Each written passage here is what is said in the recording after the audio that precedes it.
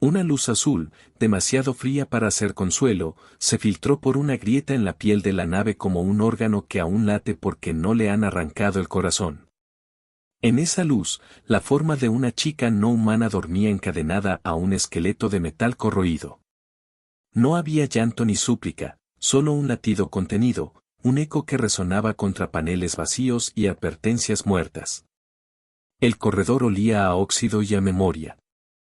Cada placa, cada rastro de soldadura hablaba de prisa y luego de abandono. Alguien había apagado caminos, sellado bocas y apagado historias. La nave, una cápsula de transporte comercial al principio, luego un ataúd para secretos, flotaba en el vacío con agujeros que dejaban entrar constelaciones como ojos. En el borde de una escotilla, la sombra de un ser humano apareció, una figura que no debía existir según las leyendas que el universo repetía para sentirse seguro. El humano avanzó sin prisa, sus botas resonaron contra la chapa como golpes del pasado que vuelven a sonar. No llevaba el brillo de un conquistador ni el rastro de una venganza presuntuosa. Llevaba herramientas, un viejo parche en la chaqueta con una bandera descolorida, y algo que era más peligroso que un arma, determinación. Miró a la chica encadenada y por un instante el universo pareció inclinarse hacia él. El rostro de la alienígena era una mapa de luces tenues. Su piel translúcida dejaba pasar patrones bioluminiscentes que dormían como constelaciones internas. Las cadenas no eran simples esposas, eran dispositivos complejos, con integraciones que mordían la carne y la mente. Diseñadas para callar lo que ella llevaba dentro, recordó la sombra de palabras prohibidas, de nombres borrados de archivos y de tecnologías destinadas a prodigar pánico. El humano no dijo una palabra. No hubo diálogo. Solo el sonido lento de su respiración que se mezclaba con el crujido metálico de la nave. Cuando acercó la mano, no lo hizo con lástima, lo hizo como quien conoce el coste de no actuar. Introdujo herramientas de su bolsa, vibradores, extractores, y trabajó con la paciencia de un hombre que había pasado demasiadas noches despertando de pesadillas enemigas. Sus dedos recorrieron los eslabones y las juntas, examinó símbolos olvidados, realizó cortes donde la tecnología alienígena mostraba su debilidad. Una chispa.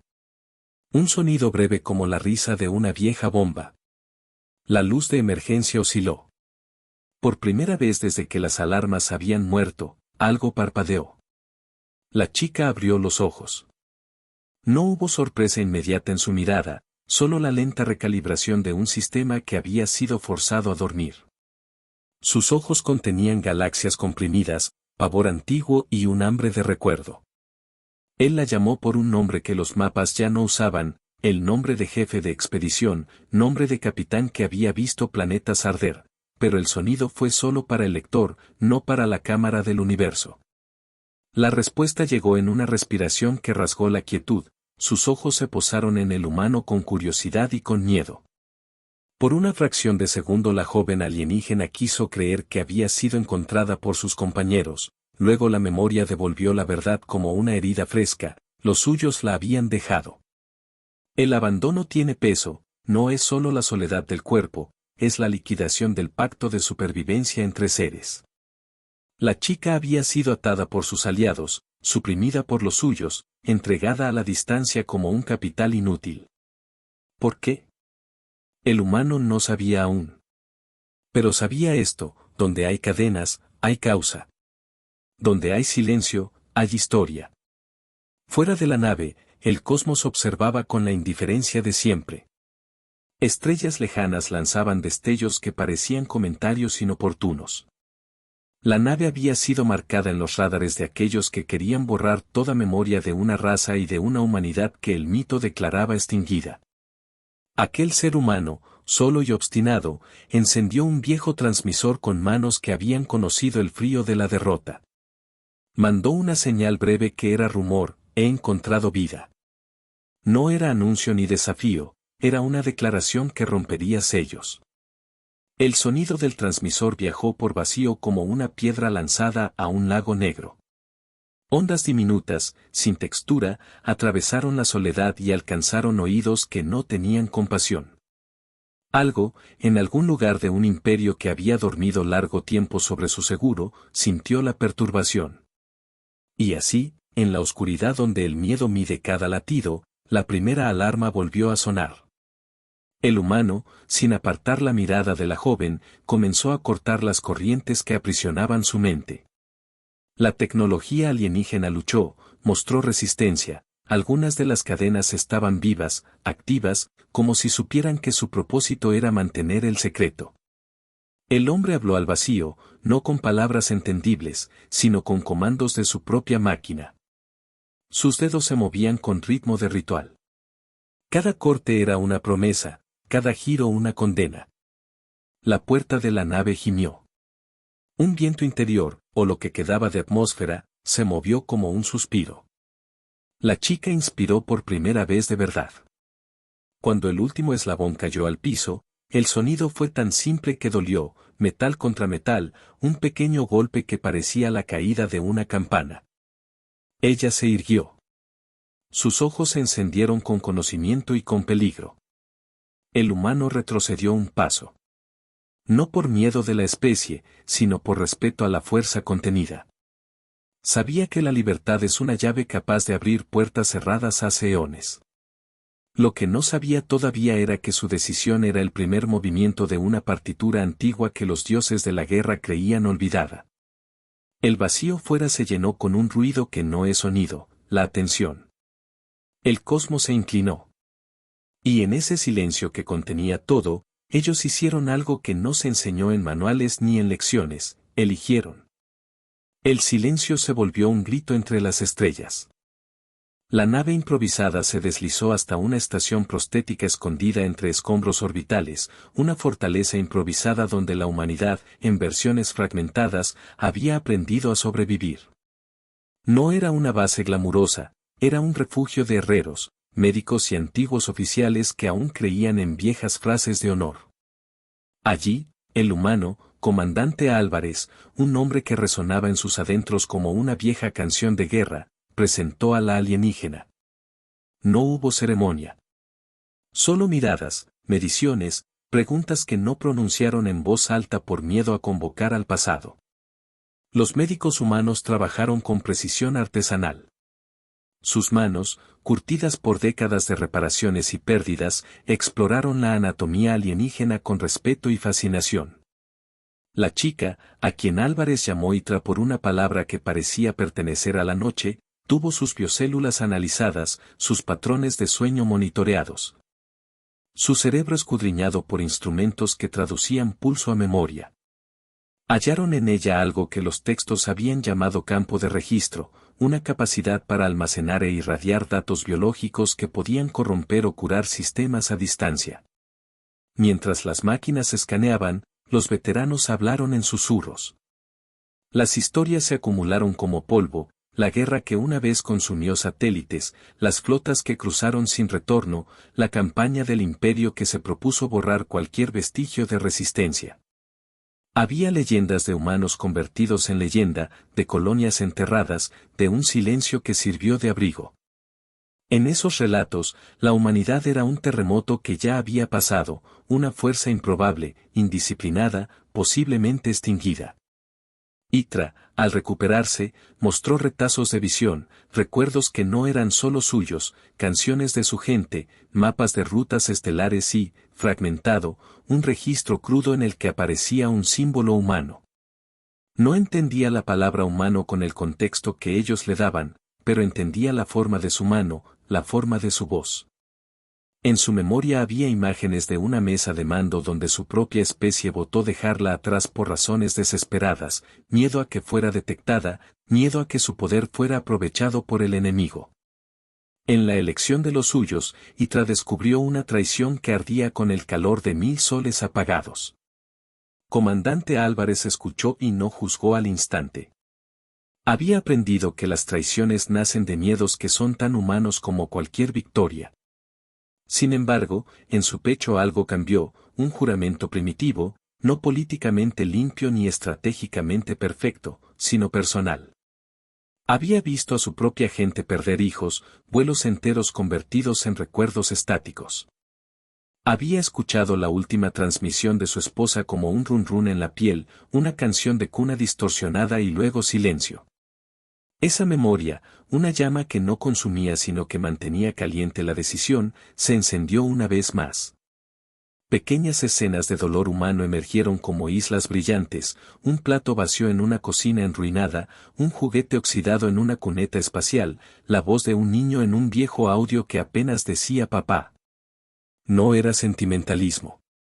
Eran nombres. Eran motivos reales que impulsaban decisiones imposibles. Aquellos fragmentos fueron plantillas que volvieron a dar forma a la determinación de Álvarez, proteger esa chispa, porque la chispa era más que su clan. Era la prueba de que la humanidad no era solamente supervivencia, era promesa. Los líderes del refugio, en privado, evaluaron riesgos. Liberar a Itra era un acto intrínsecamente peligroso, su capacidad de radiar registros biológicos podría desestabilizar sistemas, pero también contener claves para romper el control del imperio. Algunos argumentaron por neutralizarla, por convertirla en recurso, por vender su tecnología a quien pagara mejor. Otros, marcados por la memoria de lo que perdieron, vieron en su libertad la posibilidad de reclamar su lugar en la galaxia. Finalmente, Álvarez propuso algo que no era consenso sino convicción, protegerla, aprender de ella y, si era necesario, usar todo lo que quedase de humanidad para defenderla. Itra aprendió rápido el lenguaje de las manos humanas. Sus dedos, delgados y acanalados, se conectaron con los instrumentos y con la tecnología que la rodeaba. Sus manos eran capaces de leer microcircuitos y a la vez acariciar una placa oxidada como quien reconoce una reliquia. Con cada día, comprendía más la costura emocional que sostenía a esos supervivientes, la resignación mezclada con orgullo, el humor duro que protege al corazón, la furia que se afila en silencio. Mientras tanto, fuera del refugio, un eco de la señal que Álvarez había lanzado se volvió una mancha luminosa. No pasó desapercibida para el imperio que alguna vez creyó haber cerrado la tumba. Los sensores que una vez monitorearon mundos ahora vibraron con curiosidad e ira. Alguien pidió instrucciones, otros enviaron advertencias. La maquinaria imperial se reactivó con rostros que no querían recordar el fracaso. El hallazgo de Itra no era solo un descubrimiento, era una herida abierta en una narrativa cuidadosamente tejida, la narración de la aniquilación. En el refugio, la comunidad hizo lo que podía, reforzó puertas, reactivó antiguos protocolos e improvisó armas con ingenio humano.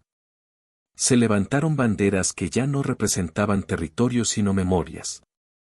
En una pared, una vieja transmisión con la voz de Álvarez sonaba a ratos en bucle, una canción rota que recordaba a quienes quedaban que habían sido. No era una proclama de gloria. Era un recordatorio de que la humanidad, aunque fragmentada, guardaba dignidad.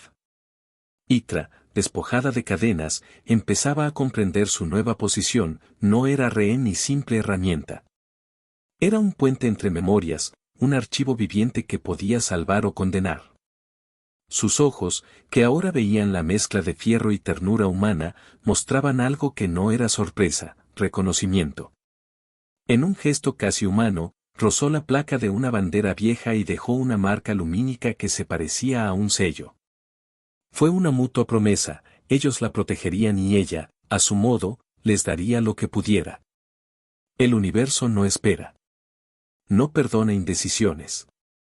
Y ya había ojos en la oscuridad que observaban, contando pasos y preparando respuestas. Donde Álvarez veía una oportunidad, otros veían una amenaza que debía ser extinguida. La tensión que creció en el aire tenía la textura áspera de la historia. El universo contuvo el aliento. La primera noche que Itra durmió sin cadenas, un orbital cercano explotó como recordatorio de que nadie duerme en paz cuando las leyendas vuelven a caminar. La explosión no fue casual, fue un mensaje, una estrella falsa que marcó la llegada del imperio que no perdonaba flancos abiertos. La radiación de la detonación pintó el refugio en tonos de alarma. En la sala de mando, Álvarez hizo lo que mejor sabía, organizó a los suyos con palabras que no necesito pronunciar aquí, pues su tacto era acción. Las defensas fueron reacondicionadas con velocidad humana. Ingenieros que habían vivido años en la supervivencia encontraron piezas de navío escondidas, transformaron antenas inservibles en armas de interferencia, hicieron de la improvisación una ciencia. Los jóvenes aprendices tomaron posiciones, los ancianos repasaron mapas que sabían a memoria, y los niños, si aún quedaban, observaron con ojos demasiado viejos para su edad. Todo el refugio se convirtió en un latido preparado para resistir.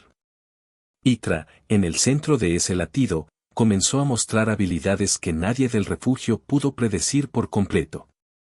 Su cuerpo irradiaba pulsos que afectaban redes, apagaban cámaras, reescribían algoritmos básicos, y a veces, tan solo con el roce de su mano en un conductor, revertían un fallo. No era magia, era biotecnología antigua. Para el imperio, que dependía de cadenas digitales y jerarquías inflexibles, una sola anomalía así era una amenaza existencial. En los informes que el imperio redactó en frío, Itra sería definida después como anomalía activa.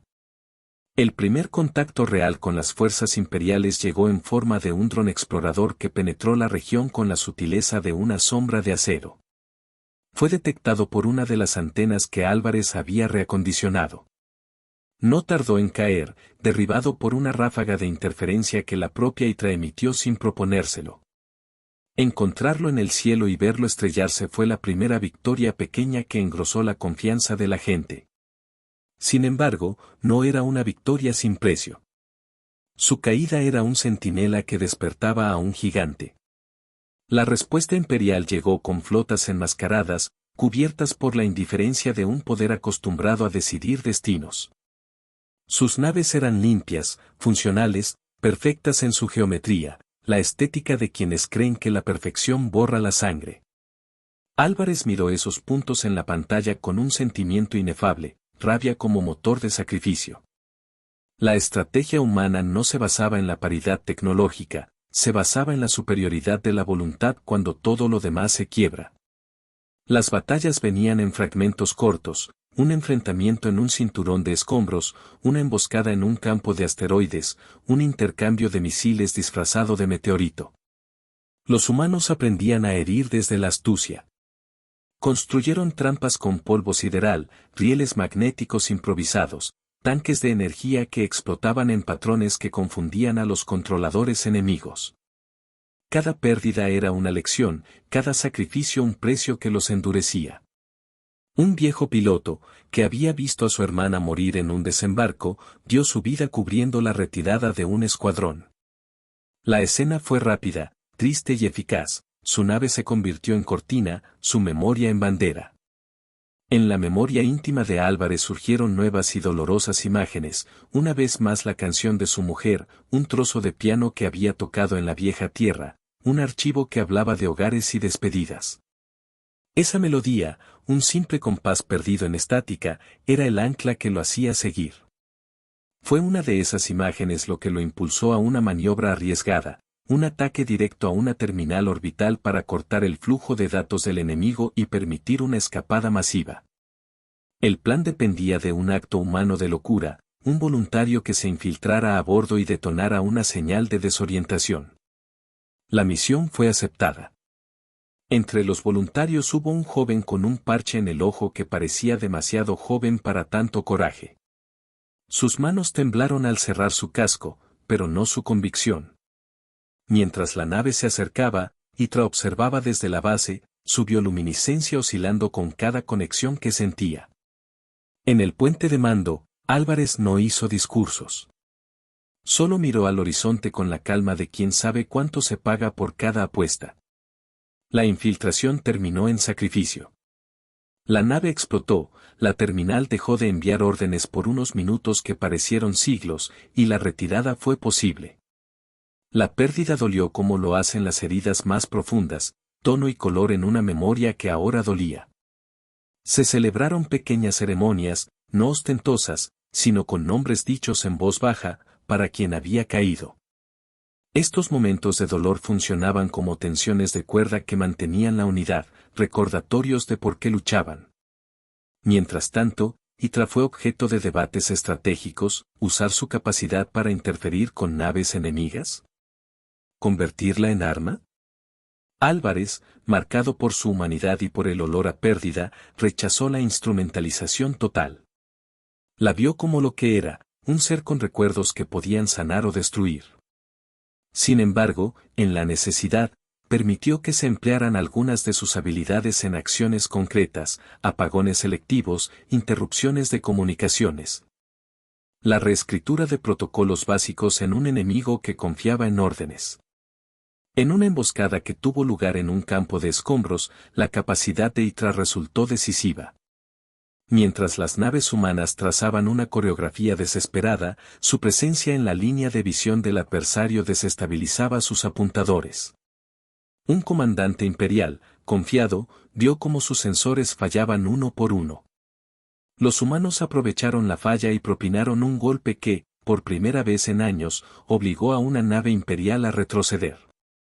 La gente celebró no con gritos, sino con el sonido bajo de campanadas humanas, golpes de casco, abrazos cortos, miradas afirmando que todavía podían. Pero la victoria tuvo un precio. El imperio no acepta humillaciones parciales. En respuesta, lanzó una ofensiva centrada en encontrar y capturar a Hitra. Fueron tácticas de inteligencia dura, unidades que se infiltraban en el comercio, recompensa por información, amenazas a rutas de suministro.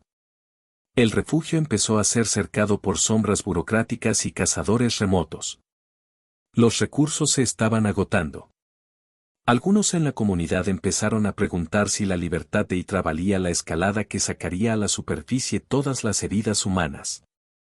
En una noche en la que el cielo orbital se tiñó de luces rojas, Álvarez caminó solo por el borde de la plataforma. Sostenía una pequeña ficha con la imagen de su familia, una foto quemada donde la sonrisa de su mujer todavía era visible. Sus dedos pasaron por la rasgadura del papel. Recordó el sonido de un piano en una sala de estar que ya no existía, la promesa de volver. Esa memoria no era solo dolor, era razón para continuar. Comprendió que la humanidad, una mezcla de debilidad y tempel, no se definía por la falta de miedo sino por lo que hacía con él. Los ojos del universo seguían atentos. Y cuando las olas del imperio se acercaban, la humanidad, pequeña y cíclica, eligió no rendirse. La batalla que cambió el curso no fue un choque de metales únicamente, fue un choque de narrativas. Arriba, el cielo se partió con trazos de fuego, abajo, la tierra vomitó polvo que era memoria. La flota imperial llegó con la lentitud implacable de un veredicto. Sus formas llenaban la pantalla del cosmos, torres de metal que obedecían a una lógica de exterminio. La humanidad y sus aliados tenían la audacia de oponer improvisación a esa perfección. Álvarez decidió enfrentar al corazón del problema, la nave nodriza que coordinaba las tácticas enemigas orbitando el mundo objetivo. No se trataba de ganar una batalla menor, se trataba de romper la columna vertebral estratégica del imperio. No había suficientes recursos para un enfrentamiento frontal, así que la maniobra fue audaz y personal, un pequeño grupo liderado por él mismo, con Hitra en el centro como interruptor vivo. Se infiltrarían y causarían una cascada de fallos. La marcha hacia el centro de la tormenta fue cinematográfica. Las naves humanas, más pequeñas y chamuscadas que las capitales enemigas, se deslizaron bajo la sombra de titanes metálicos. Un silencio tenso cubrió la formación, la capitana de un viejo crucero ajustó sus controles una vez más, y los pilotos, con mirada de hierro, recordaron a quienes ya no estaban. La operación dependía de sincronía humana, de valentía, y de la improbable capacidad de Hitra para convertir cadenas en códigos que podrían anular órdenes. Al acercarse a la fosa de combate, la joven alienígena se alineó con los sistemas humanos. Sus bioluminiscencias comenzaron a pulso, a resonancia. Los técnicos conectaron interfaces improvisadas entre su cuerpo y la red de la nave. Fue un acto de fe tan a la vez científico como religioso, conjuntar carne y circuitos, memoria y algoritmos. La tensión era palpable. Nadie cantó. Nadie prometió Europa. Solo existía la sensación primitiva de que, si no lo hacían, la historia sería otra. La entrada fue una sinfonía de fuego. Misiles, impulsos y explosiones hicieron de la oscuridad un lienzo manchado. Las tripulaciones humanas hicieron maniobras que parecían imposibles, las naves se convirtieron en agujas que se metían entre costillas metálicas. En el puente de una de las naves enemigas, los sistemas empezaron a fallar. Señales que antes eran órdenes se volvieron ruido. Un protocolo crítico se reescribió a sí mismo, y en ese instante, una nave imperial dejó de moverse como si la hubieran adormecido. Itra, al centro del enlace, experimentó algo que describirían más tarde como un recuerdo colectivo, las voces de su raza mezcladas con las de los humanos que la ayudaban, creando una sola corriente de voluntad. Fue un instante de comunión que no se podía medir en palabras tecnológicas. Sus dedos, apoyados en un panel improvisado, palparon la arquitectura enemiga y con esa caricia introdujo un virus de olvido que actuó en cascada, códigos que borraban prioridades, directrices que anulaban objetivos. Una red que se autoengañaba. Pero la victoria no llegó sin precio. En un punto crítico, la señal del imperio intentó contrarrestar con una carga neural que buscó esclavizar la conciencia de Itra para revertir la interferencia. Ella luchó. Sus ojos, antes pacíficos, lo mostraron todo, dolor, resistencia y la voluntad de ser más que un arma. En un acto de sacrificio que recordó a las historias humanas más antiguas, Itra amplificó su propio núcleo de datos para convertir el contraataque en un impulso que liberó toda la información que retenía. No solo protocolos militares, sino los archivos de opresión y procedimientos de control que el imperio había usado para silenciar a incontables mundos. La descarga fue devastadora para ambos lados. Para el imperio, la exposición pública de sus métodos fue una catástrofe reputacional, para la humanidad, la revelación fue una arma y a la vez una herida. Los registros filtrados mostraron torturas, listados de razas eliminadas, operaciones encubiertas. Entre ellos, la verdad sobre por qué Itra había sido abandonada, su especie había decidido ocultarla para proteger algo mayor. Una reserva de memoria genética que el imperio había codiciado por su capacidad de reconstrucción. Mientras los archivos salían a la luz, las formaciones imperiales se desordenaron. La fe inamovible en la jerarquía y en la línea de mando fue erosionada. Algunos comandantes retiraron sus naves, otros, incapaces de soportar la humillación, se rindieron en el silencio atónito del combate. La confusión fue la puerta que la humanidad necesitó para hacer un trabajo eficiente y terrible, atacar y retirar con una violencia coreografiada que venía de años de resistencia. En el corazón de la batalla, la valentía humana fue explícita y brutal. Pilotos jóvenes que habían entrenado en simuladores improvisados se convirtieron en flechas que encontraron huecos. Ingenieros en estaciones pequeñas improvisaron algoritmos que explotaban errores recién descubiertos.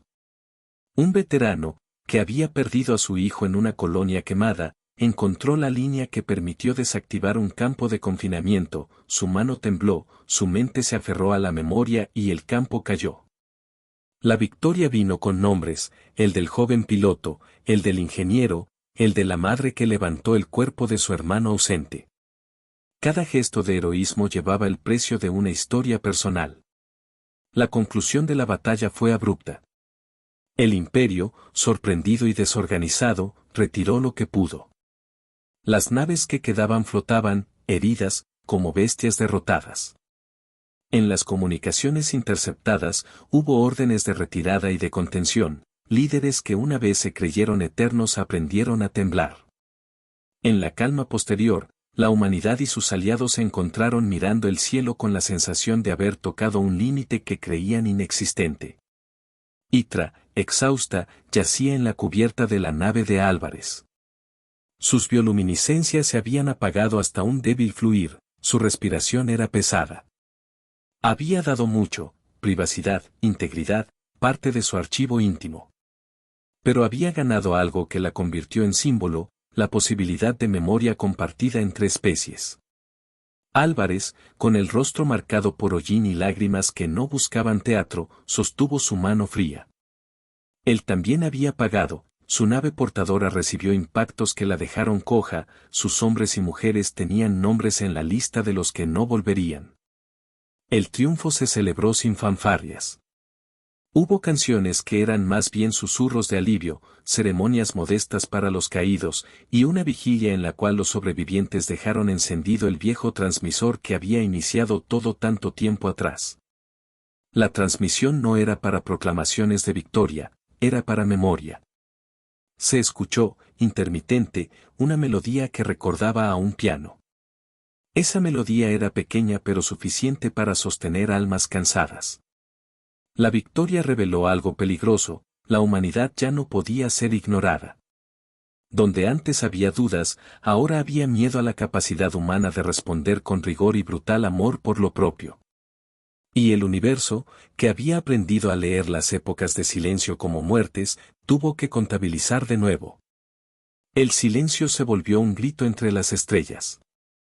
La reconstrucción comenzó con manos que sabían coser acero y esperanza.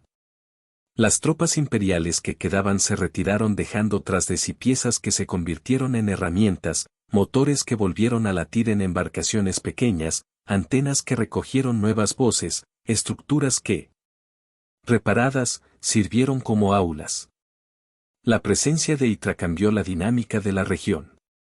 Donde antes hubo hostilidad, surgió curiosidad, donde hubo temor, emergió una precaria alianza.